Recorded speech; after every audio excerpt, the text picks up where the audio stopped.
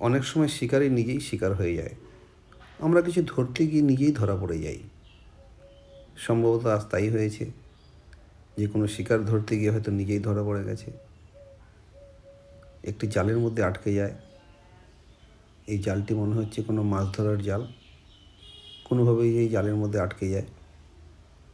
তবে এই জালে আটকে যাওয়ার বিষয়টা কিন্তু আজকের নয়, এটা সম্ভবত কয়েকদিন আগেকার। কারণ শরীরের মধ্যে বেশ কয়েক জায়গায় আমরা ক্ষতচিহ্ন দেখতে পাচ্ছি। তাই যত তাড়াতাড়ি সম্ভব জাল থেকে এই সাপটিকে উদ্ধার করে ক্ষত জায়গায় মলমপট্টি করে আমরা উপযুক্ত জায়গায় ছেড়ে দেব।